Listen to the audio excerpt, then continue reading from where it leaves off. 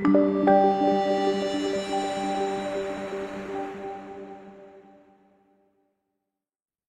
আমরা জাস্ট একটু অ্যাজমা ডেফিনেশনটা সবাই আমরা মোটামুটি জানি যে এটা একটা ক্রনিক ইনফ্ল্যামেটরি ডিজিজ, যেখানে কিছু ট্রিগার্স থাকে এবং সেই ট্রিগার্স গুলো যখন আমার ইয়ারওয়েটাকে আমার ইউসিনোফিল, হিস্টামিনস এবং বিভিন্ন ইন্টারলিউকিনস গুলো রিলিজ করে, তখন আমার ইয়ারওয়ে গুলো অবস্ট্রাকশন হয় এবং ইয়ারওয়ে হাইপার রেসপন্সিভনেস।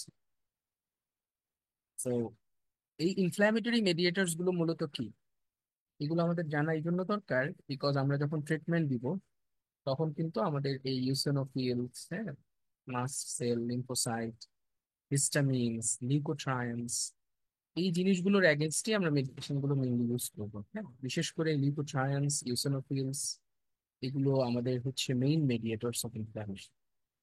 এবং এরাই মূলত আলটিমেটলি আমার ইয়ারওয়েতে ব্রঙ্কো কনস্ট্রিকশন করে, যার জন্য আমরা বাইরে থেকে অনেক সময় হুইজ শুনতে পাই, মিউকাস সিক্রেশন করে, মিউকাস প্ল্যাকস ফর্মেশন করে। হ্যাঁ, এবং লং রান অনেক সময় ইয়ারওয়ে রিমডেলিং। সো সাইন সিমটমস, এটা আমাদেরকে একটু জানতে হবে বিকজ পেশেন্ট আমাদের কাছে এসে কি বলবে। বিশেষ করে অ্যাজমার পেশেন্ট গুলো একটু দেখা যায় ইয়াং এজের হয়, হ্যাঁ, লেট চাইল্ডহুড বা আর্লি অ্যাডাল্টহুড এর পেশেন্ট।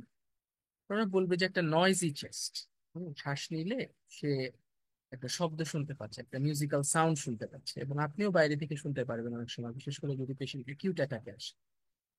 সো একটা উইজিং থাকবে পেশেন্টের, পেশেন্টের অনেক সময় ব্রেথলেসনেস থাকতে পারে, চেস্ট টাইটনেস থাকতে পারে, এবং মোস্ট ইম্পর্টেন্টলি পেশেন্টের কাফ থাকে। এবং এই সিমটমস গুলো সাধারণত রাতের বেলা বেশি ওয়ার্সেনিং। আমরা সাধারণত ভাবে মনে রাখি যে রাতের বেলা অ্যাজমা ওয়ার্সেনিং হয়, আর্লি মর্নিং এ COPD worsening, but asthma can also be worsened early morning. But রাতের বেলা যেটা হয়, এই পেশেন্ট গুলোর কমপ্লেইন খুব বেশি থাকে যে হঠাৎ করে শ্বাসকষ্ট নিয়ে ঘুম ভেঙে গেল। এবং এটা খুব ক্লোজ একটা ডিফারেন্সিয়াল তখন আমাদের চলে আসে হচ্ছে paroxysmal nocturnal ডিজিজ, যেটা সাধারণত হার্ট ফেলিওর পেশেন্টদেরও থাকে। দুইটার মেকানিজম ভিন্ন। তখন আমরা আলাদা ইনভেস্টিগেশনস, হিস্ট্রি টেকিং করে এটুকু ডিফারেন্সিয়েট করবে। বাট এই যে আমার নকটার্নাল সিমটমস, আপনার কাছে যদি পেশেন্ট এসে বলে যে হ্যাঁ আমার রাতের বেলা এই সিমটমস গুলো বাড়ে, চেস্ট টাইটনেস, হ্যাঁ, ক্রনিক কাফ, শ্বাসকষ্ট হচ্ছে, হুইজিং হচ্ছে, তখন আমরা সাধারণত বেশি একটু প্রেডিকশন দিই যে probably this patient is suffering from asthma. অথবা অনেকে এরকম করে বলে যে আহ, শীতের সময় তার এই প্রবলেমটা বেশি হয়, শুধু কাশি, এবং সেটা শীতকালে বাড়ে। অনেক সময় কাফ ভেরিয়েন্ট অ্যাজমা আসে, অনেক সময় এক্সারসাইজ ইনডিউসড অ্যাজমা। অ্যাজমার অনেক ফেনোটাইপ আছে, অনেক সময় অ্যালার্জেন ইনডিউসড অ্যাজমা থাকতে পারে। সো সিম্পলি যখন পেশেন্টের ওরকম কোনো উইজ নেই, কোনো ব্রেথলেসনেস নেই, চেস্ট টাইটনেস নেই, জাস্ট সিম্পলি কাফ, এবং সেটা সাধারণত কোল্ড এক্সপোজারে বাড়ে, তখন আমরা এগুলোকে সাধারণত কাপ ভেরিয়েন্ট অ্যাজমা। এগুলো কিন্তু অ্যাজমার বিভিন্ন ফেনোটাইপ, এবং খুব স্টেরয়েডে খুব ভালো রেসপন্স করে। তো এই যে exercise, dust, dirt, allergens, cold air, এগুলো হচ্ছে ট্রিগারিং ফ্যাক্টরস। ইভেন ফিউম, এগুলো একটু আমাদেরকে মাথায় রাখা। এবং যখন আমরা পেশেন্টকে ডায়াগনোসিস করতে যাব যে কোনো কিছু, আমাদের নর্মালি আমরা সবসময় হিস্ট্রি, ফিজিক্যাল এক্সামিনেশন, দেন আমরা ডায়াগনোসিসের জন্য আমরা ইনভেস্টিগেশন করি। সো হিস্ট্রি অলওয়েজ ইলাবোরেট করবো আমরা হচ্ছে ওডি পাড়া। পেশেন্ট যখন আমার কাছে আসবে যে chest tightness, shortness of breath, বিজিং, আমরা তাকে জিজ্ঞেস করব এটার অনসেট কখন, এটা কবে থেকে শুরু হয়েছে, তার বয়স তখন কত ছিল, হ্যাঁ, এবং এক একটা অ্যাটাক কতক্ষণ পারসিস্ট করে, ডিউরেশনটা কিরকম, সিভিয়ারিটি কিরকম, হাউ ফ্রিকুয়েন্ট, সপ্তাহে সে দিনে মানে 7 দিনে কতবার এইটার অ্যাটাকে ফিল করছে, বা রাতে কতবার তার নাইট অ্যাওয়েকেনিং হচ্ছে। এইভাবে আমরা অনসেট, ডিউরেশন, প্রোগ্রেশন আমরা দেখব। এর পাশাপাশি আমরা এটার কোনো রিলিভিং ফ্যাক্টর সে বুঝে কিনা। যেমন অনেক সময় দেখা যায় যে পেশেন্ট যদি একটু অক্সিজেন নেয় বা একটু নেবুলাইজেশন নেয় তখন তার ভাল লাগে। অথবা অনেক সময় দেখা যায় অ্যাগ্রাভেটিং ফ্যাক্টর গুলো আমরা জিজ্ঞেস করতে পারি কখন এগুলো বাড়ে, যে তখন এক্সারসাইজ করছে, অথবা হচ্ছে কোল্ড এক্সপোজার হয়েছে, অথবা কোনো একটা অ্যালার্জিক এক্সপোজার হয়েছে, অ্যালার্জেন এক্সপোজার হয়েছে।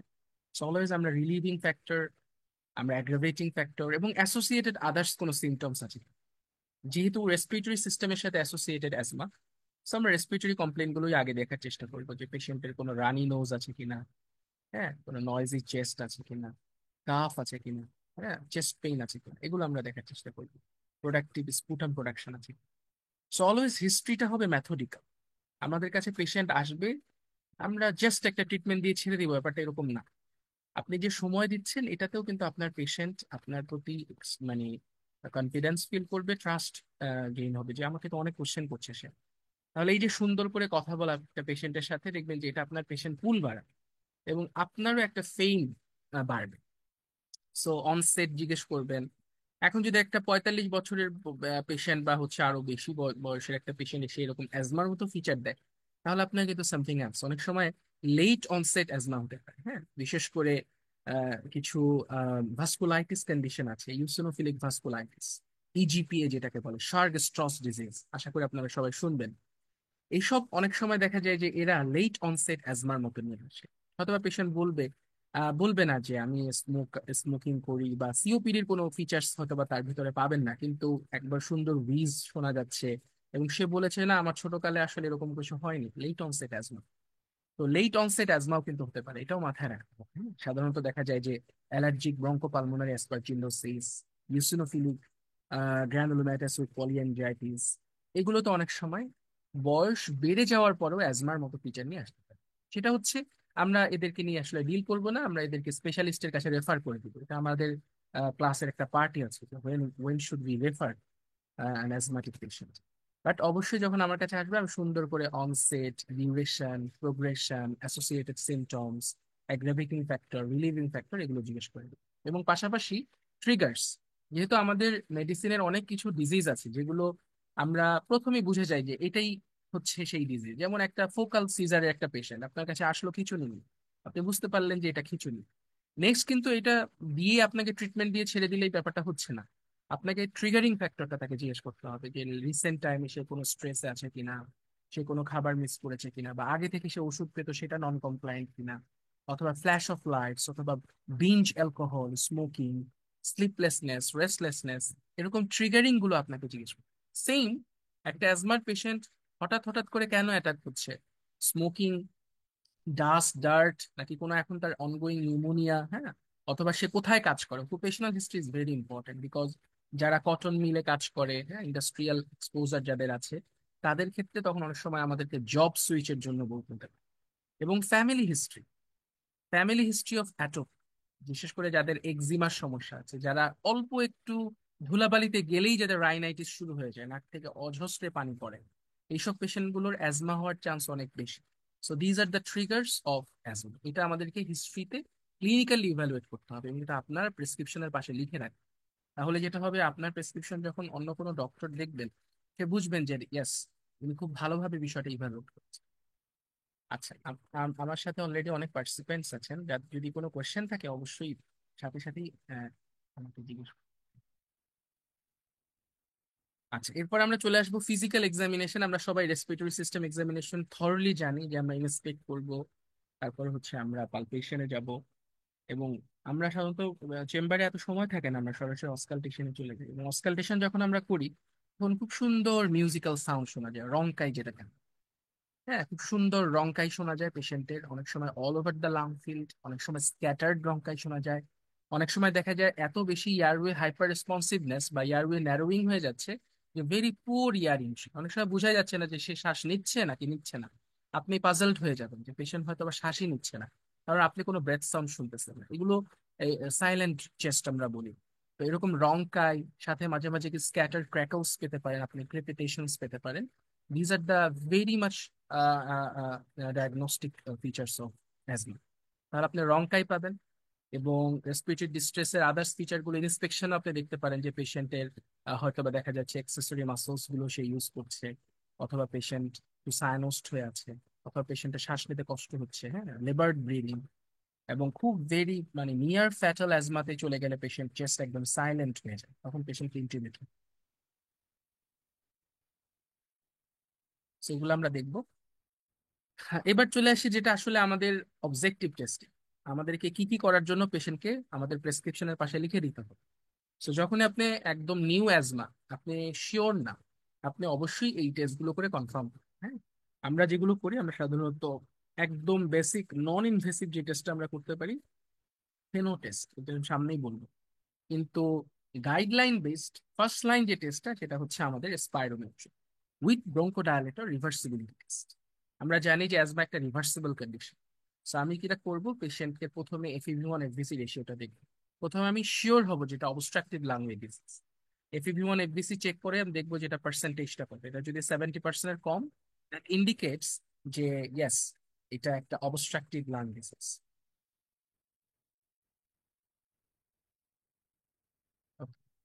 এরপরে আমি নেক্সট এক্সপ্লোর করব যে আমার অবস্ট্রাকটিভ লাংওয়ে ডিজিজ তো দুইটা আছে, একটা হচ্ছে সিওপিডি, একটা হচ্ছে অ্যাজমা। একটা তো আমি ক্লিনিক্যালি ইভ্যালুয়েট করে ফেলতে পারি, সাধারণত সিওপিডি ওল্ডার এজে হয়, স্মোকিং এর হিস্ট্রি থাকে, এবং অ্যাজমার পেশেন্ট গুলো সাধারণত ইয়াং হয়, এবং এদের সাধারণত স্মোকিং হিস্ট্রি থাকতে পারে, না থাকতে পারে। এরপরে আমি পেশেন্টকে একটা কি করব, আমি একটা বুডিসোনাইটস অথবা বেক্লোমিথাসোন ইনহেলার, বা সিম্পলি আমরা যেটা করি স্যালবিউটামল ইনহেলার দিই। ইনহেলেশন করার পরে 5 মিনিট পরে আবার আমরা হচ্ছে FEV1টা দেখি।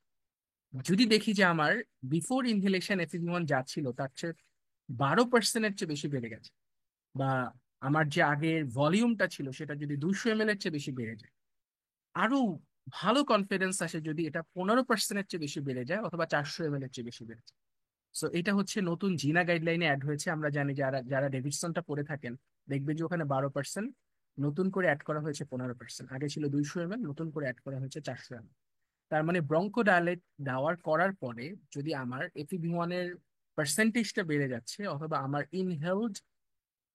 এক্সহেলড এয়ারের ভলিউমটা বেড়ে যাচ্ছে, তাহলে এটা ইন্ডিকেট করে বা ইটস এ ডায়াগনস্টিক হলমার্ক যেখানে আমার রিভার্সিবল। সো এটা আমরা স্পাইরোমেট্রি করে দেখতে পারি। সো এই যে প্যারামিটারটা, এটা একটু আপনাকে মুখস্থ রাখতে হবে। এটা তো আপনার রোগীর জন্য লাগবে না, এটা আপনার নিজের জন্য, যাতে করে কেউ জিজ্ঞেস করলে বা সেলফ একটা স্যাটিসফ্যাকশন যে না, আমি অ্যাজমার ডায়াগনস্টিক ক্রাইটেরিয়াটা জানি, যে আফটার ব্রঙ্কোডাইলেশন, এটার ব্রঙ্কোডাইলেশন করার পর FEV1টা 12%-এর বেশি, অথবা মোর সিগনিফিকেন্টলি 15%-এর বেশি বেড়ে যাবে, অথবা ভলিউম হিসাব করলে 200 বা 400 বেশি বেড়ে যাবে। নেক্সট আমরা যেটা করতে পারি, স্পাইরোমেট্রি অনেক সময় আমাদের চেম্বারে অ্যাভেলেবল থাকে না, এটা অনেক কস্টলি। আমরা একটা ছোট পিক ফ্লো এক্সপাইরোমিটার নিতে পারি। স্পাইরোটি পিক ফ্লো মিটারটা এটা ইজিলি অ্যাফোর্ড করা যায়। এটা আপনাকে পেশেন্টকে কেনার জন্য বলতে হবে, এবং পেশেন্টকে বলতে হবে যে এটা উনি সকালে এবং সন্ধ্যায় এই এক্সহিলেশন করে দেখবে, শ্বাস নিয়ে দেখবে যে সকালে যখন সে শ্বাস নেয় কত ML ভলিউম সে এইখানে একটা সুন্দর করে, আপনারা যদি খেয়াল করে দেখেন এখানে একটা মার্কিং এর মতো থাকে। হ্যাঁ, সো আমরা মেইনলি এই পিক ফ্লো মিটারটা দিয়ে ডায়ার্নাল ভেরিয়েশনটা দেখি, যে সে যখন সকালবেলা শ্বাস নেয়, পিক এক্সপাইরেটরি ফ্লো মানে সে যখন শ্বাস ছাড়ে সকালবেলা, তখন এই এই মিটারটা সে কতটুক এক্সহেল করতে পারে। আমরা সবাই জানি যে আমরা যখন এই যে অবস্ট্রাকটিভ এয়ারওয়ে ডিজিজ যেগুলো আছে সেগুলোর মেইন সমস্যা হচ্ছে ডিউরিং এক্সহেলেশন। আমরা যখন শ্বাসগুলো ছাড়ি তখন মূলত প্রবলেমগুলো বেশি। তো এই জন্য এই পিক এক্সপাইরেটরি যে ফ্লো মিট্রি, এটা দিয়ে আমরা সকালবেলা এবং সন্ধ্যাবেলার এক্সপিরেশনটা মূলত ওটাকে মেজার করতে বলি বা লিখে রাখতে। তখন আমরা জাস্ট ভেরিয়েশন দেখি। যদি দেখি যে দেখা যাচ্ছে আমাদের এই সিমটম গুলো সকালে বেশি থাকে, তো সকালে তার এক্সপিরেটরি রেটটা কমে যায়, আবার সন্ধ্যার দিকে এক্সপিরেটরিটা বেটার হচ্ছে। So there is definite variation, diurnal variation, সকাল সন্ধ্যায় তার একটা ভেরিয়াবিলিটি হচ্ছে। এটা যদি 20%-এর চেয়ে বেশি হয়, তখন আমরা এটাও একটা ডায়াগনস্টিক অ্যাপ্রোচ, যে yes, this patient is suffering from asthma. So peak flow এক্সপাইরোমেট্রিও করা যেতে পারে। আর সবচেয়ে বেশি যেটা ফার্স্ট লাইন ইনভেস্টিগেশন, এটা হচ্ছে স্পাইরোমেট্রি, এটা সেন্সিটিভিটি বেশি হবে। আরেকটা আমরা ইদানিং যেটা করছি সেটা হচ্ছে জাস্ট এক্সহেলড এয়ারে আমার নাইট্রিক অক্সাইডের পরিমাণ কতটুকু সেটা আমি হচ্ছে। আমরা জানি যে অ্যাজমা এটা একটা ইনফ্ল্যামেটরি কন্ডিশন। সো এখানে কি হচ্ছে, আমার এয়ারওয়েতে ইনফ্ল্যামেশন হচ্ছে, ইনফ্ল্যামেটরি সেলস গুলো বাড়ছে। সো ইনফ্ল্যামেটরি সেলস মানে হচ্ছে আমার ইউসিনোফিলস। সো ইউসিনোফিলস এর বডি থেকে নাইট্রিক অক্সাইড রিলিজ হচ্ছে। নাইট্রিক অক্সাইড গুলো এই ইনফ্ল্যামেটরি মেডিয়েটার্স গুলো থেকে বেশি বেশি রিলিজ। তো যখন একটা অ্যাজমাটিক পেশেন্ট সে যখন তার অ্যাকিউট অ্যাটাকে থাকে, বা তার অ্যাজমা কন্ডিশনটা যখন ওয়ার্সেনিং, তখন তার এক্সহেলেশনের সাথে প্রচুর পরিমাণে নাইট্রিক অক্সাইড বের। So it's a very simplest measure. এটা জাস্ট আপনার চেম্বারও এটা কিনে রাখতে পারেন চাইলে। এটা আপনি জাস্ট পেশেন্টকে বলবেন আপনি শ্বাসটা এটার ভিতর থেকে ছাড়েন। ছাড়লে যেটা হবে, তার শ্বাসের ভিতরে কতটুকু নাইট্রিক অক্সাইড আছে ওই মেশিনটা সেটা মেজার করে ফেলবে। নর্মালি আমাদের 15 থেকে 20 থাকে, এটা যদি মোটামুটি 40 বা 50-এর উপরে চলে যায় পার্টস পার বিলিয়ন, তখন এটা সাজেস্ট করে যে yes this patient's airway is inflamed. Specially eosinophilic ইনফ্লামেশনটাই ইন্ডিকেট করে, because the nitric oxide is release from the eosinophil in the air. So এটাকে আমরা বলি FeNO test, fractional exhaled nitric oxide test. এটা এখন খুব জনপ্রিয় হয়ে উঠেছে, because peak expiratory flow meter অনেকে ইউজ করতে পারে না, বা এটার কমপ্লায়েন্স ভালো না, স্পাইরোমেট্রি অ্যাভেলেবল না, বাট ফেনোটা অ্যাভেলেবল। অ্যাটলিস্ট আপনি একটা ফেনো করেও যদি পেশেন্টকে আসতে বলেন এবং দেখেন এটা মোটামুটি অনেক বেশি, এটার উপর বেসিস করেও আপনি চাইলে তাকে অ্যাজমা ট্যাগ করে ট্রিটমেন্ট দিতে পারেন। আমরা যেটা করি আসলে কিছু না করেই অ্যাজমা চিন্তা করে ট্রিটমেন্ট শুরু করে দিই। এটা আসলে আমাদের দোষ বলবো না, আমাদের এত বেশি অ্যাভেলেবল এই অ্যাপ্রোচ যেগুলো অবজেক্টিভ টেস্টিং আমরা করি, এগুলো তো আমাদের কাছে আসলে এত অ্যাভেলেবল এবং খুব কস্টলি। আর চ্যালেঞ্জ টেস্ট করা যায়, এটা আসলে বই খাতার কথাবার্তা, এটা আমরা করি না, কারণ এটাতে অনেক সময় দেখা যায় হার্ট অ্যাটাকের চান্স বাড়ে, এটা কি কার্ডিয়া হয়। আমরা মিথাকোলিন চ্যালেঞ্জ টেস্ট করি, অথবা এক্সারসাইজ পেশেন্টকে আমরা 6 মিনিট ওয়াক টেস্ট বলি, 6 মিনিট হাঁটতে বলি, হাঁটার পরে এসে তাকে আমরা এই এয়ারওয়ে ইনহেলেশন এক্সহেলেশন করে দেখি যে তার ব্রঙ্কো কনস্ট্রিকশন পাওয়া যাচ্ছে। সো মিথাকোলিন চ্যালেঞ্জ টেস্ট জাস্ট একটু মাথায় রাখলেই হবে, এটা আসলে আমরা খুব একটা করি না। সো আমরা একটা জিনিস দেখলাম যে অ্যাজমা যখন আমরা ডায়াগনোসিস করব, আমরা প্রথমে হিস্ট্রি নিব, হিস্ট্রিটাকে সুন্দর করে ইভালুয়েট করব, তার অনসেট, ডিউরেশন, প্রোগ্রেশন, তার রিলিভিং অ্যাগ্রাভেটিং ফ্যাক্টর, তার অ্যাসোসিয়েটেড সিমটমস, হ্যাঁ, এবং ট্রিগার্স কি আছে সেগুলো জিজ্ঞেস করব। এক্সামিনেশন করব fully, inspection, palpation, percussion, auscultation. Then আমি আমার ইনভেস্টিগেশনে যাব, spirometry with reversibility test, peak flowmetry, আরেকটা হচ্ছে ফেন। এগুলো করার পর আমি কনফার্ম হলাম যে yes this patient is suffering from asthma. Next আমাকে পেশেন্টকে স্ট্র্যাটিফাই করে ফেলতে হবে যে আমি অ্যাজমা বললাম, সে আসলে কোন লেভেলে আছে। তার অ্যাজমাটা কি ইন্টারমিটেন্ট, নাকি মাইল্ড, নাকি মডারেট, নাকি সিভিয়ার। এবং এই মানে সিভিয়ারিটিটা আপনি পেশেন্টকে হিস্ট্রি নিয়েও করতে পারেন, এটাকে লাং ফাংশন টেস্ট করেও করতে পারেন। মানে আপনি যখন স্পাইরোমেট্রি করবেন, তখন তো আপনি অলরেডি এফইবি 1 দেখবেনই, ওই সময় আপনি বলে ফেলতে পারবেন যে এটা কতটুকু severe. If this is not possible, you can also stratify the patients with depending on the symptoms. পেশেন্টকে জাস্ট সিম্পলি কয়েকটা কোশ্চেন করবেন যে আপনার সপ্তাহে মানে দিনে মানে সপ্তাহে 7 দিনে কয়বার আপনার এরকম অ্যাজমার অ্যাটাকটা হয়। তো সে যদি বলে যে সপ্তাহে 2 দিনের কম, একদিন, বা কোনো কোনো সপ্তাহে হয়ই না, বা আরেকটা কোশ্চেন করবেন যে মাসে এরকম কি হয় যে আপনার ঘুম ভেঙে যাচ্ছে শ্বাসকষ্টের জন্য। সে যদি বলে যে হ্যাঁ মাসে একবার, বা অনেক মাসে হয় না, মাঝে মাঝে হয়, তার মানে এটা তার ইন্টারমিটেন্ট একটা সিমটম। তাহলে আপনার এই পেশেন্টগুলোর ম্যানেজমেন্ট হবে স্টেপ 1 ম্যানেজমেন্ট। তাকে হচ্ছে পিআরএন বেসিসে যখন লাগবে তখন তাকে আপনি আহ ইনহেলার গুলো দিবেন, এবং কি দিবেন সেটাও আমরা আলোচনা করবো। এবং যখন আপনি এই সেম পেশেন্টারই পিক এক্সপাইরেটরি ফ্লো রেট্রি করবেন বা হচ্ছে স্পাইরোমেট্রি করবেন, দেখবেন যে মোটামুটি জাস্ট এফইবি 1 এফবিসির ইস্যু less than 70%, অথবা সিম্পলি যদি এফইবি 1 করে এটা more than 80%, মানে নর্মাল পালমোনারি ফাংশন টেস্ট। আচ্ছা, যদি পেশেন্ট বলে যে হ্যাঁ আমার সপ্তাহে 2 দিনের বেশি অ্যাটাক হচ্ছে, তাহলে এটাকে আমরা মাইল্ড পারসিস্টেন্ট অ্যাজমা। যদি ডেইলি সিমটমস থাকছে কিন্তু নাইট অ্যাওয়েকেনিং মানে মানে সপ্তাহে মাত্র একবার, তখন আমরা এটাকে মডারেট বলছি। আর যখন পেশেন্ট বলে যে আমার কন্টিনিউয়াস সিমটম থাকতেছে, আমার সপ্তাহে একদিনের বেশি, উইকলি বেশ কয়েকবারই ফ্রিকুয়েন্টলি নকটার্নাল সিমটম হচ্ছে, তখন এটাকে আমরা সিভিয়ার পারসিস্টেন্ট অ্যাজমা বলি। এবং সিভিয়ার অ্যাজমাগুলো দেখা যাচ্ছে যে এক্সপাইরেটরি ভলিউম গুলোও কমে আসতে থাকে, less than 60%। এরকম সেম সিওপিডিরও কিন্তু একটা গাইডলাইন আছে, হ্যাঁ, গোল্ড গাইডলাইন বলে। ওখানেও আমরা এরকম স্টেজিংটা করি যে এফইবি 1টা কতটুকের মধ্যে আছে, এফইবি 1 কি 80%-এর চেয়ে বেশি, নাকি 60 থেকে 80, নাকি less than 60।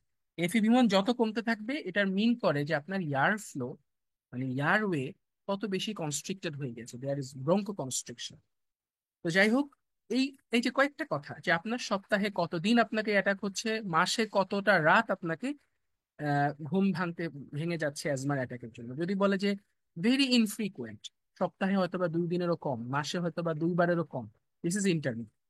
সপ্তাহে 2 দিনের বেশি তার সমস্যা হচ্ছে বাট নট ডেইলি, তখন এটাকে আমরা বলবো পারসিস্টেন্ট, মাইল্ড পারসিস্টেন্ট। যদি ডেইলি সিমটম হয় তাহলে মডারেট পারসিস্টেন্ট। আর যদি সিমটমও ডেইলি হচ্ছে, আবার নাইট ওয়েকেনিং যেটা সেটাও আপনার ফ্রিকুয়েন্টলি হচ্ছে, তখন আমরা এটাকে বলবো সিভিয়ার পারসিস্টেন্ট। এইটা এই সিভিয়ারিটিটা আসলে কি আপনাকে পেশেন্টকে কোশ্চেন করে বের করাটা একটু মাঝে মাঝে উলট পালট হতে পারে। মাইল্ড মডারেট এই দুটোর ভিতরে পার্থক্য একটু ঝামেলা হবে। ইন্টারমিডিয়েট আর সিভিয়ারে কোনো পার্থক্য হবে না, এটা আপনি নিজে শুনলেই বুঝতে পারবেন। ইন্টারমিডিয়েটের পেশেন্ট আসলে আমাদের কাছে আসেও না, কারণ আসলে এটা পেশেন্টকে খুব একটা বোদারও করে না। বাট মডারেট এবং মাইল্ডের ভিতরে যদি আপনার স্ট্র্যাটিফাই করতে কোনো সমস্যা হয়, খুব একটা বেশি ঝামেলা হবে না। ঠিক আছে, বিকজ আমরা ট্রিটমেন্ট গুলো যখন আমরা দেখবো, তখন এই ব্যাপারটা বুঝতে পারবো। এই চার্টটা হচ্ছে ফুল জিনা গাইডলাইনের মানে কোর জিস্ট, এটা আমরা ফলো করি। হ্যাঁ, এখানে দুইটা ট্র্যাক দেখাচ্ছে, দেখেন। ট্র্যাক ওয়ান, যেটা হচ্ছে প্রেফারেবল, এটাই আমরা ফলো করার চেষ্টা করব। আর আমাদের বাংলাদেশে যে ট্র্যাকটা এতদিন ধরে ফলো হচ্ছে, সেটা মূলত ট্র্যাক টু। দেখবেন যে আমরা সবাই ওই স্যালবিউটামলি দেই সবার শুরুতে, তারপর আস্তে আস্তে আস্তে আস্তে আমরা দেখা যায় ডেক্সিটল এস দেই, এরপরে হয়তো বা আমরা একটু মোনাস দেই। অনেক সময় আমরা না জেনে ডক্সিভাও দিয়ে দিই। ডক্সিভার কিন্তু অ্যাজমাতে কোনো রোল নেই, ডক্সোফাইলিনের অ্যাজমাতে কোনো রোল নেই। এটা সিওপিডি তে রোল আছে, কিন্তু অ্যাজমাতে কোনো রোল নেই, তাও আমরা দিই। তারপরে হচ্ছে হয়তো বা আমরা একটা লামা দিতে পারি বা লাবা দিতে পারি। সব শেষে গিয়ে কিন্তু আমরা আসলে হতাশ হই, কি করবো।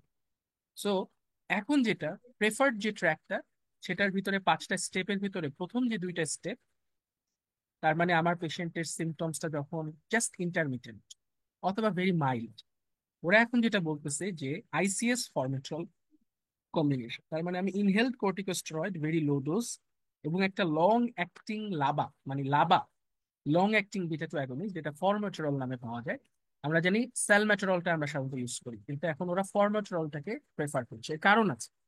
এর কারণ হচ্ছে ফরমেটরলটা লং অ্যাক্টিং এবং এটা খুব র্যাপিডলি অ্যাক্টিভ। একটা হচ্ছে এটা অনেকক্ষণ ধরে কাজ করে এবং খুব দ্রুত কাজ শুরু করে দেয়। এই জন্য ফরমেটরলটা দিলে দুইটা সুবিধা, একটা হচ্ছে এটা আপনার ইমিডিয়েট অ্যাকশনও আছে এবং এটা একটা লং টাইম অ্যাকশন আছে। So it can be used as controller, it can be used as reliever. যখন পেশেন্টের হঠাৎ অ্যাজমা অ্যাটাক হবে, আমরা সাধারণত কি করি, স্যালবিউটামল নেবুলাইজেশন দিই। এখন এটার পরিবর্তে যদি আমি আইসিএস এবং ফরমেটরল দিই, তাহলে আমার দুইটা সুবিধা পাবো। আমার পেশেন্টের অ্যাটাকটা ইমিডিয়েটও কমে যাবে এবং লং টাইম এটা আমার পেশেন্টকে সেফ রাখবে। তো এই জন্য এখন প্রেফারেবল যে অপশন সেটা হচ্ছে আমরা একটা লো ডোজ আইসিএস সাথে একটা ফরমেটরল। তাহলে এটা আমাদের মাথায় রাখতে হবে। আমাদের ইন্টারমিটেন্ট যদি সিভিয়ারিটি থাকে বা মাইল্ড সিভিয়ার থাকে, যে পেশেন্ট বলতেছে যে তার হয় সপ্তাহে 2বারের বেশি অ্যাটাক হয়, কিন্তু নকটার্নাল অ্যাটাক অত বেশি ফ্রিকুয়েন্ট না, you can start with low dose ICS and formoterol. এটা আমরা মার্ট থেরাপি বলি। মার্ট মানে হচ্ছে maintenance as well as relieve. ঠিক আছে, maintenance as well as relieve. So low dose ICS এবং ফরমেট্রল আমরা পেশেন্টকে দিব। এটা হচ্ছে ট্র্যাক ওয়ানে। সো এটার অনেকগুলো এখন আমাদের কি বলে ট্রেড নেম আছে। আমি সাধারণত প্রেফার করি ডিল ব্রো নামে একটা, সেখানে আইসিএস এবং ফরমেট্রল কম্বিনেশন আছে, এটা আমি শুরু করি। এটা দেওয়ার পরে যদি আমি পেশেন্টকে অ্যাসেস করবো, অ্যাসেস করতে হয় সবসময় 3 to 6 মান্থের মধ্যে। দেখেন উপরে একটা সুন্দর ছবি আছে। স্টেপ ওয়ানে আমরা যেটা করব, লো ডোজ আইসিএস এবং ফরমেট্রল, এটা এখন অনেক নামে পাওয়া যায়, যেমন সিম্বায়ন, ফরমাটাইড, হ্যাঁ, অক্সিকট। দুটো কথা দেখবেন যে ফরমেট্রল বেসড যেই সব আমাদের ট্রেড নেম গুলো আছে, ওগুলো আপনারা জাস্ট প্রেসক্রাইব করবেন এখন থেকে এটাই। কারণ আমাদের চেম্বারে যখন অ্যাজমার পেশেন্ট আসে, আমাদের কিন্তু প্রথম হাতে প্রেসক্রিপশনে যে খোঁচাটা পড়ে সেটা হচ্ছে যেন এইটার ইন্ডিউসড লো ডোজ আইসিএস এবং ফরমেট্রল। তাকে বলে দিবেন আইসিএস নেওয়ার পরে অবশ্যই যেন কুলিকুচি করে, এবং এটা অ্যাজ নিডেড বেসিস, তাকে রেগুলারলি নিতে হবে না, যখনই সে অ্যাজমাটিক অ্যাটাক ফিল করবে তখন সে নিতে পারে। আর যদি মনে করেন যে তার এটা মাইল্ড না মডারেট, তার মানে তাকে ডেইলি বেসিসে নিতে হবে, তখন আপনি সেম টাইপ বলতে পারেন তাকে যে এটা 2 পাফ বিডি করে নিতে পারে, সমস্যা নেই। এরভাবে আমি যদি দেখি তার প্রতি, এই যে দেখেন যেটা আমি বলতে চেয়েছিলাম, আমরা সবসময় রিভিউ করব, পেশেন্টকে অ্যাসেস করব এবং অ্যাডজাস্ট করব। এটা হচ্ছে আমাদের মেইন মোটিভ। পেশেন্টের সিমটম রিভিউ করব, তার এক্সারবেশন হচ্ছে কিনা, ড্রাগের সাইড ইফেক্ট হচ্ছে কিনা, lung function test FEV1 better হচ্ছে কিনা, কোমরবিড কন্ডিশন কি আছে, পেশেন্ট স্যাটিসফাইড কিনা, সবকিছু রিভিউ করার পর অ্যাসেস করে আমরা দেন অ্যাডজাস্ট করি। যদি দেখি যে না, এভরি 3 to 6 মান্থ পেশেন্টের সিমটম কন্ট্রোল হচ্ছে না, দেন স্টেপ আপ, স্টেপ থ্রিতে চলে যান, আপনি এখন মেনটেনেন্সে চলে যান। এরপর আপনি এটাকে মিডিয়াম ডোজ করেন। এইভাবে গিয়ে দেখেন প্রেফার্ড যে আমার কন্ট্রোলার মেকানিজম আছে, সেখানে স্টেপ 5-এ আমি মিডিয়াম ডোজ থেকে সরাসরি আমাকে পরবর্তীতে হয়তো বা লামা অ্যাড করতে হতে পারে, যেটা হচ্ছে টায়োট্রোপিয়াম, টায়োরিবা নামে পাওয়া যায়, এবং আপনাকে রেফার করে দিতে হবে। এইখানে কিন্তু রেফারের ব্যাপারটা আসে। এবং যে রেফার করবেন সে মূলত কি করবে সেটাও আপনাকে একটু জেনে রাখা ভালো। সে মূলত আসলে আপনার ফেনোটাইপিং করবে, যে এটা অ্যাজমার কোন টাইপের ভিতরে পড়ে। ব্লাডের ভিতরে সে ইউসিনোফিল কাউন্টটা দেখবে, আইজিই লেভেল দেখবে, ইন্টারলিউকিনস গুলো দেখবে। বিকজ এক একটা বাড়লে তখন আমার স্টেপ 5-এ এক এক রকমের ম্যানেজ করছে। তাহলে জাস্ট আপনাকে জেনে রাখার জন্য, আমরা এই লামা পর্যন্ত অ্যাডটুক আমরা যারা জিপি আছে আমরা করে ফেলবো। তাহলে আইসিএস ফরম্যাটেরল দিয়ে শুরু করেন। যদি তার ডেইলি অ্যাটাক হতে থাকে বা তার স্টেপ আপ করা লাগে, তাহলে এটাকেই মেনটেনেন্স হিসেবে দিয়ে দেন। তারপর আস্তে আস্তে মিডিয়াম ডোজ, মিডিয়াম থেকে হাই ডোজ, তারপর আপনি লামা অ্যাড করতে পারেন এবং রেফার। এবং পেশেন্টের আইজি লেভেলটা চেক করিয়ে রাখতে পারেন, ব্লাডের ইউসিনোফিল লেভেলটা চেক করিয়ে রাখতে পারেন, বিকজ এগুলোর উপর আমরা পরবর্তীতে বায়োলজিক্স থেরাপি দিব। আরেকটা ট্র্যাক 2 যেটা, সেটা হচ্ছে আমাদের যেটা আমরা নর্মালি ফলো করতাম আগে, সাবা। এখন যেটা জাস্ট একটা নতুন মডিফিকেশন যেটা হয়েছে, আমরা নর্মালি আগে স্যালবিউটামল দিতাম অ্যাজ নিডেড বেসিসে, কিন্তু এখন এটার সাথে একটা আইসিএস দেওয়ার জন্য বলতে। তার মানে এখন সাবা এবং আইসিএস এর কম্বিনেশনটা স্টেপ 1-এ প্রেফার করতেছে। সিঙ্গেল সাবা দেওয়ার চেয়ে সাবা এবং আইসিএস এ বিভিন্ন স্টাডিতে দেখা গেছে এটার আউটকামটা ভালো। এই জন্য দেখবেন এখন কিন্তু সালবিউটামল প্লাস বের হয়ে গেছে। তার মানে এখন সাবার সাথে আইসিএস কম্বিনেশনও এখন অ্যাভেলেবল। এটা দিয়ে আপনি শুরু করতে পারেন। যদি দেখেন যে না, এটাতে খুব একটা কাজ হচ্ছে না, অ্যাসেস করে দেখছেন যে পেশেন্টের সিমটমস খুব একটা রিলিভ হচ্ছে না, তখন আপনি ট্র্যাক 2-তে যেটা করেছে, সাবাটাকে পুরোটাই বাদ দিয়ে দিয়েছে, সেখানে লো dose ICS maintenance, just simply একটা বুডিকর্ড, বুডিসোনাইডের একটা কম্বিনেশন ইনহেল ফর্মে আপনার তাকে এটা রেগুলার বেসিসে নিতে বলবেন, লো ডোজ। যদি দেখেন যে না, এটাতে খুব একটা কাজ হচ্ছে না, তখন এটাকে স্টেপ আপ করে লো ডোজের সাথে লাভা যোগ করবেন। তার মানে এই যে স্টেপ 3 যেটা, এটা almost same both in track 1 and track 2। Track 1-এও স্টেপ 3-তে গিয়ে কিন্তু আমি সেম জিনিসটাই রেখেছিলাম, লো ডোজ আইসিএস এবং formoterol, which is one kind of LABA. এখানেও সেটাই বলছে, লো ডোজ আইসিএস এবং লাভা। তার মানে আমাকে প্রেফার এই ট্র্যাক 1টা ফলো করাই তো ভালো। কারণ আমি পেশেন্টকে যদি শুরু থেকেই লো ডোজ আইসিএস এবং ফরমেট্রল কম্বিনেশনটা দেই, তাহলে আমার স্টেপ 3 আসার অনেক আগেই পেশেন্ট এখানেই দেখা যাচ্ছে যে স্টেবল হয়ে যাচ্ছে। এবং সাবার অনেক এখন সাইড ইফেক্টও চলে আসছে, নিউ কিছু স্টাডিতে সাইড ইফেক্ট মর্টালিটি অনেক বাড়ায়। যাই হোক, তারপরে আপনি দেখেন স্টেপ 4 অ্যাজ সেম, মিডিয়াম থেকে হাই ডোজ করবো আইসিএস লাভাটাকে। স্টেপ 5-এ গিয়ে আবার সেই লামা অ্যাড করতেছি, রেফার করে দিচ্ছি ফর ফেনোটাইপিং।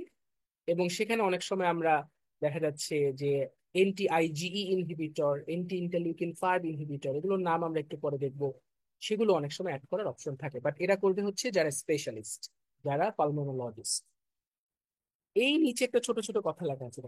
স্টেপ 3-তে অনেক সময় দেখা যায় যে আমরা মোনাস অ্যাড করি না, অ্যাজমার পেশেন্টদেরকে একদম শুরু থেকেই মোনাস দিয়ে দিই।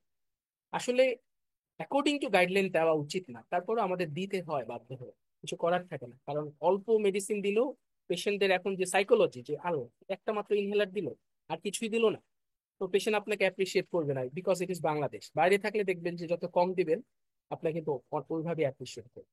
তো এখানে একটা কথা বলেছি যে স্টেপ 3-তে গিয়ে, ইফ ইউ ওয়ান্ট, আপনি চাইলে leukotriene receptor antagonist, that is montelukast, এটা অ্যাড করা যেতে পারে। ওকে।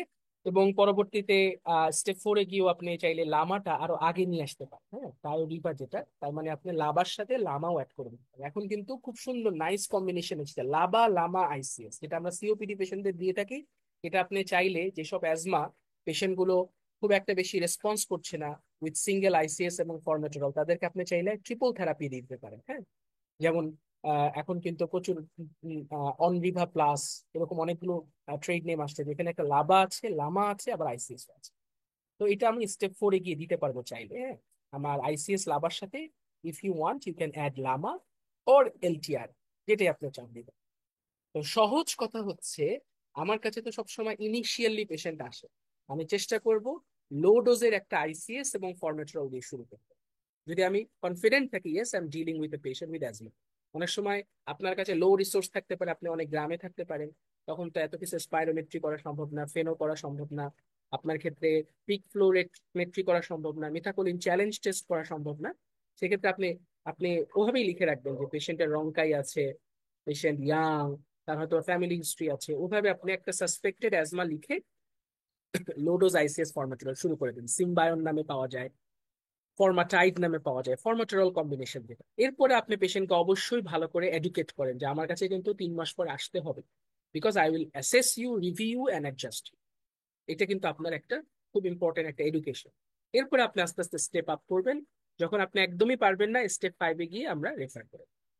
এটাই হচ্ছে আমার মানে আমাদের জিনা 24 এর মেইন কোর স্লাইড। তাহলে কম্প্রিহেন্সিভ ম্যানেজমেন্ট ট্র্যাক 2, যেটা যেটা আসলে আমাদের বেশি ফলো করা হয়, সেখানে দেখেন আমরা আসলে আমাদের মেইন গোলটা কি থাকবে? পেশেন্টের সিমটমটাকে কন্ট্রোল করা, এক্সাজারবেশন গুলোকে প্রিভেন্ট করা, এবং কোয়ালিটি অফ লাইফটাকে ভালো করা। তো আমরা প্রথমে সাবা আইসিএস দিব, এখন সিঙ্গেল সাবা দিব না।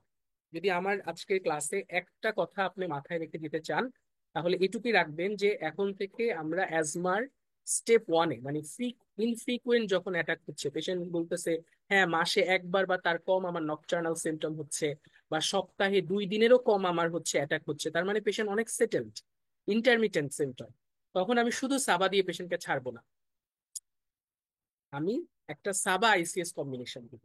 এটাই মানে এটাই আমার যেন মাথায় থাকে, সাবা আইসিএস ইন্টারমিটেন্ট অ্যাজমা। স্টেপ 2 যখন যাব, যখন দেখবো 3 মাস পরে পেশেন্টের সিমটম বেড়ে গেছে, তখন আমি এটাকে লো ডোজ মেনটেনেন্স আইসিএস এ রাখবো। যে একটা ইনহেলড বোডেসোনাইট ইনহেলার থেরাপি দিব, যার মাইল্ড অ্যাজমা। এরপরেও যদি পেশেন্টের দেখা যাচ্ছে কন্ট্রোল না হয়, তখন আমি আস্তে আস্তে লো ডোজ আইসিএস এর সাথে একটা লাভা অ্যাড করবো, অথবা এটাকে মিডিয়াম ডোজে রাখবো, অথবা মিডিয়াম ডোজে স্টেপ 4-এ গিয়ে সেটাকে মিডিয়াম ডোজ করব। এর পাশাপাশি আমার এখানে লামা বা লিউকোট্রাইন রিসেপ্টর অ্যান্টাগনিস্ট অ্যাড করার এখানে সুযোগ আছে। স্টেপ 5-এ গিয়ে আমি মিডিয়াম ডোজ বা হাই ডোজ করব। অনেক জায়গায় ওরাল স্টেরয়েড দেওয়ার কথাও বলে, প্লাস মাইনাস বায়োলজিক্স। তার মানে সেম জিনিসটাই থাকবে। সেখানে আমি চাইলে ইনহেলড স্টেরয়েডের পরিবর্তে ওরাল স্টেরয়েড দিতে পারি, অনেক সময় ভালো কাজ করে। এবার বায়োলজিক্স পাওয়ার জন্য আমি রেফার করে দিব স্পেশালিস্টের কাছে। তো এই হচ্ছে কিন্তু আমার মেইন স্টেপস গুলো। এবং আসলেই প্র্যাকটিক্যাল কথা বললে, আমি আমার চেম্বারে প্র্যাকটিক্যাল যদি কথা বলি, স্টেপ 1 বা 2-তে যে পেশেন্ট গুলো আমি পাই, পরবর্তীতে তারা হারিয়ে যায়। খুব কম পেশেন্ট আছে যারা আসলে আমার কাছে রেফার রিভিউ করতে আসে। তো এটা আসলে আমাদেরকে দেখা যাচ্ছে আমার স্টেপ 3-4 পর্যন্ত প্রেসক্রিপশনে আমার লেখার সুযোগ থাকে না, যে আমি একটু ডোজ বাড়িয়ে দিই। এই সুযোগটা আসলে থাকে না। এটা আপনার নলেজের জন্য, যে আপনার যখন ওয়েন মানে এটা কথা আছে যে what mind doesn't know, I doesn't see. আপনার যেটা নিজে জানেন না, আপনার চোখে সেটা কখনো পড়বে না। সেটা জাস্ট জেনে রাখা যে আমার কাছে কিন্তু এই অপশন গুলো আছে। সো মিডিয়াম ডোজ থেকে লো ডোজ থেকে মিডিয়াম ডোজ, মিডিয়াম ডোজ থেকে হাই ডোজ করার কিন্তু আপনার অপশন আছে। এর পাশাপাশি স্টেপ 3 বা 4-এ গিয়ে আপনি লিউকোট্রাইন রিসেপ্টর অ্যান্টাগনিস্ট অ্যাড করার সুযোগ আছে, টায়োট্রোপিয়াম অ্যাড করার সুযোগ আছে। অনেক ক্ষেত্রে অ্যাজিথ্রোমাইসিনও অনেকে অ্যাড করে। আচ্ছা, সো বায়োলজিক্স ডিপেন্ড করে আমার ইনভেস্টিগেশন, এবং যদি পেশেন্টের আইজি লেভেল বেশি থাকে, তখন আমরা এন্টি আইজি বায়োলজিক্স গুলো দিয়ে থাকি, যেটার নাম হচ্ছে ওমালিজুমাব। এটা একটা দেওয়ার সুযোগ আমার হয়েছিল। আমি যেখানে প্রাইভেটলি চাকরি করি, ওখানে সাবকিউটেনিয়াস ওমালিজুমাব পেশেন্ট গুলো দিয়ে থাকি। সাধারণত এগুলো দেখা যাচ্ছে 6 মান্থলি অথবা 3 মান্থলি, অনেক সময় মান্থলি দুইটা দিয়ে, উইকলি গ্যাপে দুইটা দিয়ে তারপরে রিভিউ। সো সাবকিউটেনিয়াস ওমালিজুমাব এটা তাদেরই দিব যার আইজি লেভেল বেশি। কিন্তু যার ব্লাডে ইউসিনোফিল কাউন্ট বেশি, তার ক্ষেত্রে ওমালিজুমাব না। যার ইউসিনোফিল কাউন্ট মোর দ্যান 300, তার ক্ষেত্রে বেস্ট ড্রাগ অফ চয়েস হচ্ছে মেপোলিজুম। এটা একটা বিশেষ করে যাদের সিভিয়ার ইউসিনোফিলিক অ্যাজমা আছে, সেক্ষেত্রে মেপোলিজুমাবটা ভালো কাজ। তাহলে যার আইজিই বেশি, তার কাজ করবে ওমালিজুমাব। আর যার কাজ ক্ষেত্রে আমার ইউসিনোফিল কাউন্ট বেশি, তার ক্ষেত্রে আমরা ইন্টারলিউকিন 5 ইনহিবিটর, যেটার আরেকটা নাম হচ্ছে মেপোলিজুমাব, ওইটা নিই। এছাড়া আরো আছে দুপিলুমাব, যাদের মেপোলিজুমাব রেজিস্ট্যান্ট, সেক্ষেত্রে আমরা দুপিলুমাব দিই। অনেক সময় টেজেপিলুমাব আছে, এটা হচ্ছে একটা এন্টিথাইমিক লিম্ফোপোয়েটিন ইনহিবিটর। জাস্ট নামগুলো জানা, এটা হচ্ছে অ্যাডভান্সড আমার থেরাপি। এগুলো এখন বাইরের বিশ্বে চলতেছে, জাস্ট টু কোপ with your knowledge, with the updated information, এটা এখানে আনা। আদারওয়াইজ জিপিদের এটা দেওয়ার আসলে ইখতিয়ার নেই। সো ওমালিজুমাব এটা অবশ্যই আমি হায়ার সেন্টারে দিব, অবশ্যই পালমোনোলজিস্টের কাছে রেফার করে এটা দিতে হবে। বা জেনে রাখবে যে আইজি বেশি থাকলে ওমালিজুমাব, ইসিনোফিল বেশি থাকলে মেপোলিজুমাব। মেপোলিজুমাবের চেয়েও বেশি দিন সিভিয়ার টাইপের হয়, অনেক সময় জুপিলিজুমাব দিয়ে থাকি, এটা ইন্টারলিউকিন 4 ইনহিবিটর। আর টেজেপেলুমাব, জাস্ট নামগুলো জাস্ট জেনে রাখবে। ওকে।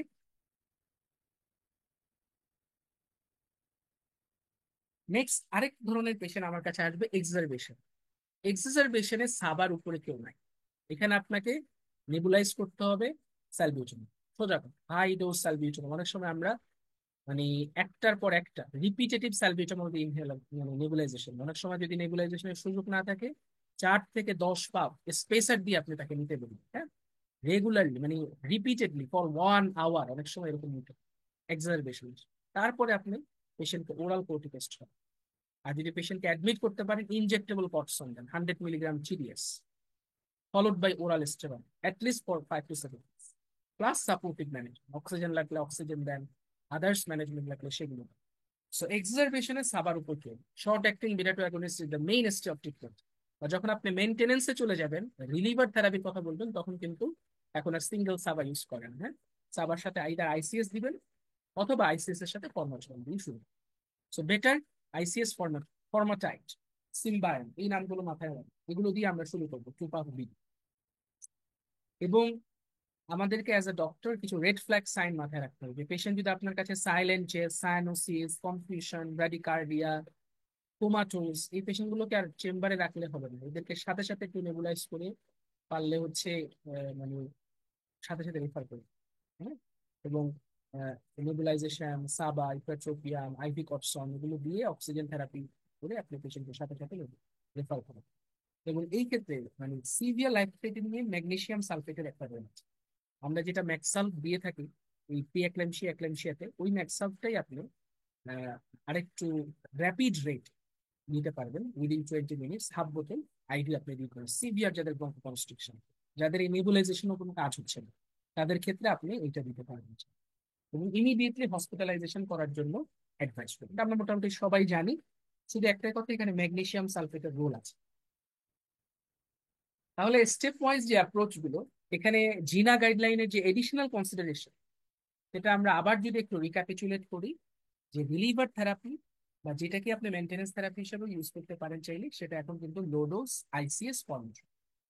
এবং এটা কিন্তু এখন টুক ওভার দ্য সাবা, সাবার পরিবর্তে এটাকে প্রেফার করা হচ্ছে, বিকজ ইট প্রিভেন্টস এক্সারবেশন এবং ইট অলসো প্রিভেন্ট সাবা অ্যাসোসিয়েটেড যে কমপ্লিকেশন গুলো হতো আগে। Short acting beta two agonist কিন্তু প্রচুর নার্ভাসনেস করে, প্রচুর ট্যাকিকার্ডিয়া করে। হ্যাঁ, এবং এটার একটা বড় রিসেন্টলি একটা স্টাডি হয়েছে যে শুধু সাবা যারা ইউজ করতো, দেখা যেত তার মর্টালিটি রেট অনেক বেড়ে গেছিল। এটা একটা স্টাডিতে এসেছে। এই জন্য এখন সাবা যদি ইউজও করেন, include ICS with it, alternative delivery, single SABA use করা যাবে না।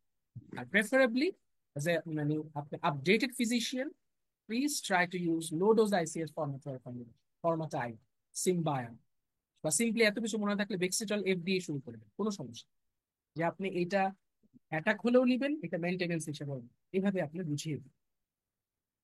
সো আর স্টেপ 5-এ গিয়ে আমাদের নতুন যেটা অ্যাড হলো, যে যেসব পেশেন্টের আইজি লেভেল বেশি থাকবে, তাদের বায়োলজিক্স হবে ওমালিজুমা। আর যাদের ইউসিনোফিল বেশি থাকবে, ইনিশিয়ালি আমরা তাকে মেপোলিজুমাব দিব। যারা অনেক বেশি ইনফ্ল্যামড, রেজিস্ট্যান্ট, তাদের ডুপিলিজুমাব দেওয়ারও এখানে কিছুটা রোল আছে। এবং স্টেপ 4-5-এ গিয়ে আপনি চাইলে লাবার সাথে একটা লামাও অ্যাড করতে পারেন, টায়োট্রোপিন অথবা লিউকোট্রাইন রিসেপ্টর অ্যান্টাগনিস্ট, যেটা হচ্ছে মন্টেলিভার্স। এগুলো আমরা স্টেপ 4-5-এ গিয়ে অ্যাড করবো, 3 থেকে শুরু, এর আগে না। মানে আমার কাছে আসলো, আমি সিমবায়নের সাথে একটা মোনাস দিয়ে দিলাম, আসলে এটা দেওয়ার জন্য দেওয়া না, এটা আসলে আমাকে অ্যাটলিস্ট নিজের ভিতরে একটু গিল্ট থাকতে হবে, এটা দেওয়াটা উচিত হবে। এবং নন ফার্মাকোলজিক্যাল কিছু কথা আপনার প্রেসক্রিপশনের ছোট্ট করে অ্যাডভাইসে লিখে রাখবেন, যে স্মোকিং করবেন না, হ্যাঁ, বিভিন্ন অ্যালার্জি, পলিউশন, এগুলোকে ই করবেন। এবং অবশ্যই ভ্যাকসিনেশনের কথাটা আপনি লিখে দিবেন, যে ইয়ারলি যেন সে ইনফ্লুয়েঞ্জা ভ্যাকসিন নেয়, এবং এভরি 5 ইয়ারলি যেন সে নিউমোকক্কাল ভ্যাকসিন নেয়, সে যেখান থেকে ভ্যাকসিনেশন কথাটা কিন্তু এখন একটা সুন্দর প্রেসক্রিপশনের একটা পার্ট। আপনার কাছে একটা অ্যাজমা পেশেন্ট এসেছে, অথবা তার রিকারেন্ট অ্যাটাক হচ্ছে, smoking cessation, trigger avoid, vaccination. এবং যদি অবিস হয়, আপনারা জানেন যে অবিসিটি অ্যাসোসিয়েটেড অ্যাজমাও আছে, এটাও অ্যাজমার একটা ফেনোটাইপ। অ্যাজমার অনেকগুলো ফেনোটাইপ আছে, একটা হচ্ছে অবিসিটি অ্যাসোসিয়েটেড অ্যাজমা। অবিস পেশেন্টের অ্যাজমা বেশি হয়, বিকজ এদের ব্রঙ্কো কনস্ট্রিকশন হওয়ার চান্স অনেক বাড়ে। এই জন্য এদেরকে ওয়েট রিডাকশন করার জন্য বলতে হবে। এটা নন ফার্মাকোলজিক্যাল স্ট্র্যাটেজিস, এগুলো কিন্তু সব জিনা 24 গাইডলাইন থেকেই নেয়। কিভাবে ফলো আপ করবেন পেশেন্টকে? ওই যে 3 to 6 মান্থলি আসতে বলবেন, আসার পর অ্যাসেস করবেন পেশেন্টের সিমটম ঠিক হচ্ছে কিনা, তার এক্সারবেশন গেছে কিনা, তার পেশেন্ট নিজে বলবে তার স্যাটিসফ্যাকশন কিরকম। হ্যাঁ, তারপর আমরা কিছু কোশ্চেন করি। হ্যাঁ, এবং পিক এক্সপাইরটরি ফ্লোমেট্রি মনিটরও করার জন্য অনেক সময় বলা থাকে, কিন্তু অনেকে এটা পারে না। তো চলুন জিনা গাইডলাইন ওয়াইজ আমরা কিভাবে পেশেন্টকে অ্যাসেস করি। জাস্ট 4টা কোশ্চেন করি, যে আপনার ডে টাইম অ্যাজমা সিমটম আগের চেয়ে বেটার কি বেটার, যদি বলে যে হ্যাঁ day time asthma symptoms more than twice week হচ্ছে, ইয়েস, তার মানে হচ্ছে আনকন্ট্রোলের দিকে যাচ্ছে। আপনার এখানে পয়েন্ট যত বাড়বে এটা আনকন্ট্রোলের দিকে যাচ্ছে। পয়েন্ট মোটামুটি 1 to 2 এর মধ্যে থাকলে পার্টলি কন্ট্রোল। আর যদি এগুলো কোনো কিছুতেই নো বলে, কোনো কিছু ইয়েস না আসে, তাহলে ওয়েলকাম।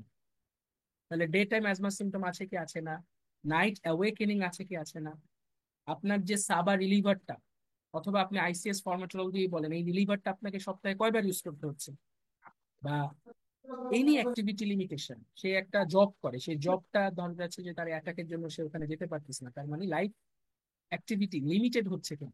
একটা সিম্পল 4টা কোশ্চেনের দিয়ে আপনি তাকে অ্যাসেস করতে, এটা হচ্ছে অ্যাজমা সিমটম কন্ট্রোল অ্যাসেসমেন্ট। এটা দিয়ে আপনি ওয়েল কন্ট্রোল, পার্টলি কন্ট্রোল নাকি আনকন্ট্রোল। যদি আনকন্ট্রোল হয় বা পার্টলি কন্ট্রোল হয়, just step of the patient.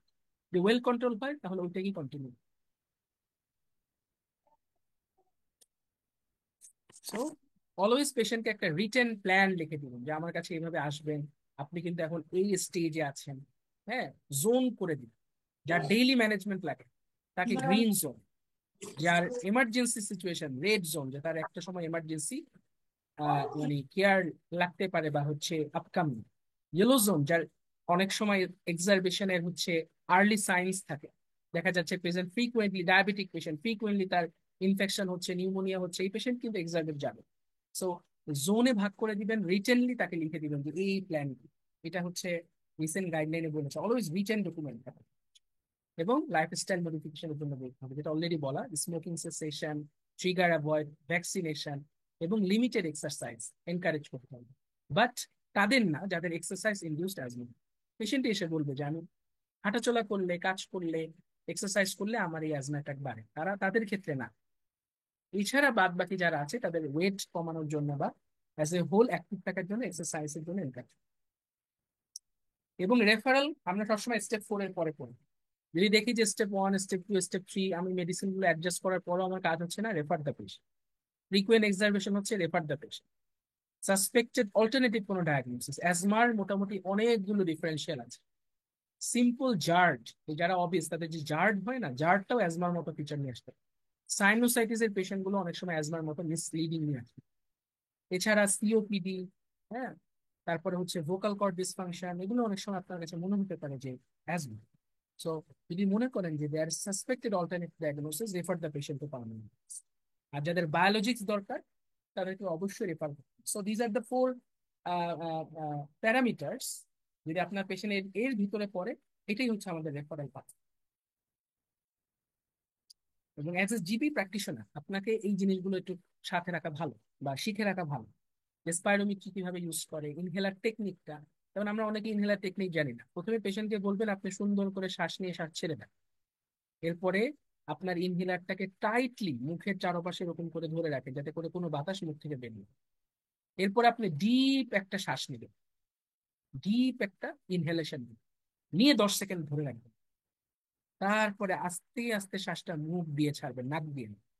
তাহলে এইভাবে যে একটা, এবং এই সেম মেকানিজমটা আবার আপনি ট্রাই করেন, যারা 2টা পাস নাই, এই সেমটা তাদেরকে আবার একটা ট্রাই করে তাকে গার্গেল করার জন্য বলবেন ইফ দেয়ার ইজ ইনহেল কোর্টিকোস্টেরয়েড। তাহলে এই যে ইনহেলার টেকনিক, এই টেকনিকটা অনেকে না জানার কারণেও কিন্তু আপনার কাছে এক্সারবেশন নিয়ে আসছে।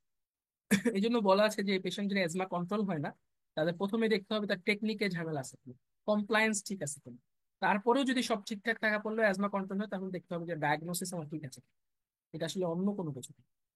সো ইনহেলার টেকনিক খুব ইম্পর্টেন্ট। স্পাইরোমিটার, পিক ফ্লোমিটার, এগুলোর ইউজ। অ্যাকশন প্ল্যান, আপনাকে সবসময় অ্যাকশন রিটেন লিখে দিতে হবে যে আপনার এই স্টেপে আছি আমি, আপনার এই ম্যানেজমেন্ট গুলো চলতেছে, আপনার এই সম্ভাবনা আছে, এরকম অ্যাকশন প্ল্যান থাকতে হবে, প্লাস রেফারেল করে। ওকে, সো কারো কোনো কোশ্চেন থাকলে বলতে পারেন।